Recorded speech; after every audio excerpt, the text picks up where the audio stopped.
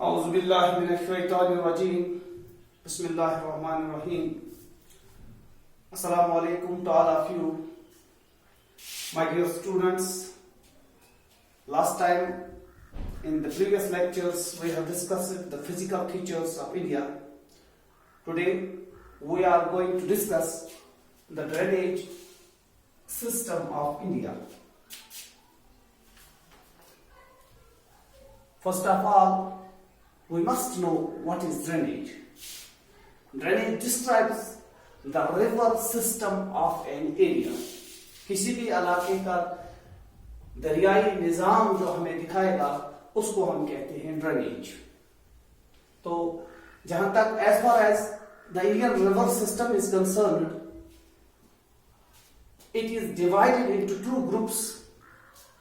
One is the Himalayan rivers and the peninsular rivers.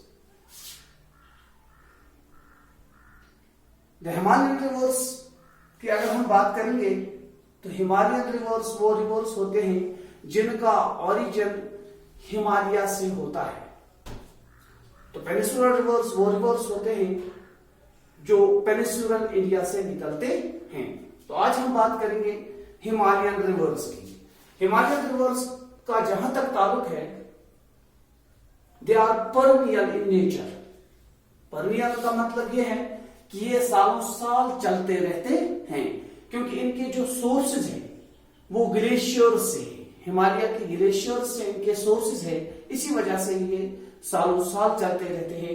That is why they are known as perennial rivers. Whereas the peninsular rivers are seasonal. ये seasonal क्यों है?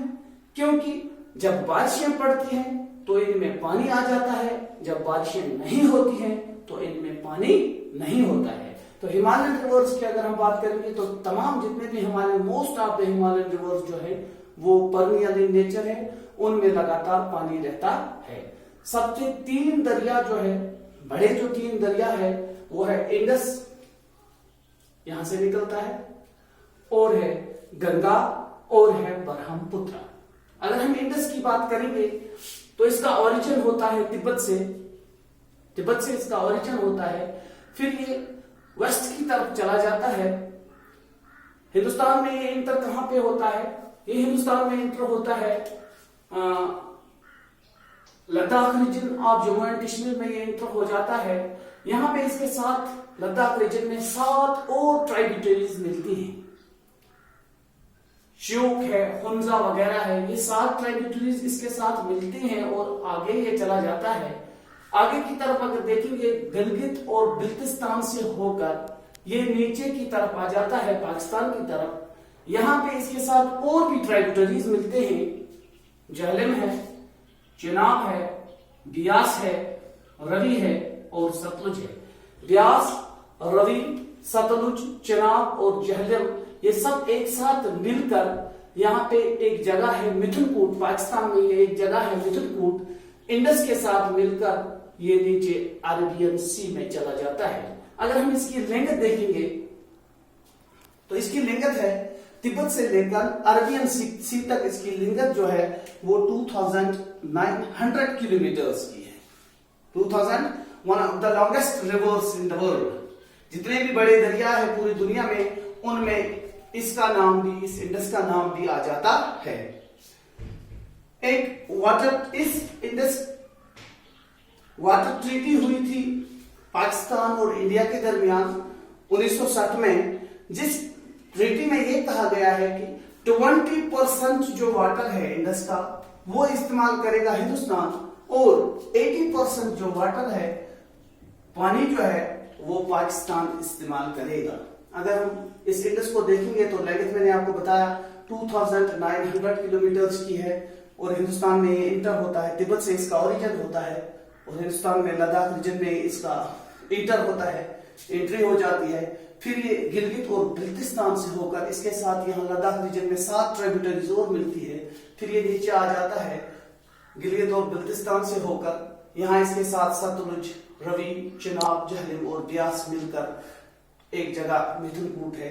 ये सब एक साथ मिलकर फिर इंडस के साथ मिलते हैं और नीचे अरबियन सी की तरफ चला जाता है. इसके बाद हम बात करेंगे गंगा की अगर हम बात करेंगे, गंगा जो निकलता है इसका जो ओरिजिन होता है ये गंगोत्री ग्लेशियर से होता है। कहां से होता है? गंगोत्री, माय डियर स्टूडेंट्स, ये गंगोत्री ग्लेशियर से इसका ओरिजिन होता है। इसके साथ एक और ट्राइब्यूटरी, राइट बैंक ट्राइब्यूटरी जो इसकी है वो यमुना है, इसके साथ ही मिलकर वो भी इसके साथ मिलती है। और नेपाल हिमालय से इसके साथ कोसी, गंडक और घाघरा, घाघरा और कोसी, ये 3 दरिया भी इसके साथ मिलते हैं।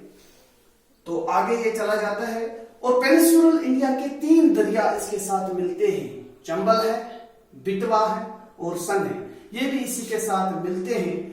ये सब दरिया एक साथ मिलकर गंगा के साथ मिलते हैं और फिर ये बांग्लादेश में इसकी एंट्री हो जाती है। इसकी अगर लेंथ हम देखेंगे वो 2500 किलोमीटर की है, जहां से ये गंगोत्री ग्लेशियर से निकलता है, फिर ये ईस्टवर्ड की तरफ चला जाता है और आखिरकार ये बे ऑफ बंगाल में चला जाता है। आगे आपको बता दूं, ये जो दरिया है ब्रह्मपुत्र जिसको हम कहते हैं, ब्रह्मपुत्र भी तिब्बत से ही निकलता है, लेकिन यहाँ इसको दूसरे नाम से जाना जाता है। यहाँ इसको ब्रह्मपुत्र नहीं कहते, यहाँ इसको संखो कहते हैं। संखो आगे चलकर, बिल्कुल आगे जाकर अरुणाचल प्रदेश है, ये नमचा बरवा पर पहुंचकर ये यू टर्न लेता है। ऐसे यू टर्न इसको कहते हैं, ये यू टर्न ऐसे लेता है।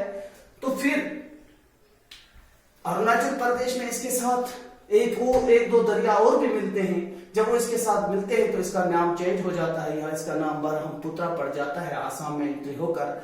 फिर ये आसाम से होकर इसको ब्रह्मपुत्र कहा जाता है। आसाम से होकर आगे की तरफ चलता है तो गंगा के साथ मिलकर ये एक बहुत बड़ा दरिया बन जाता है।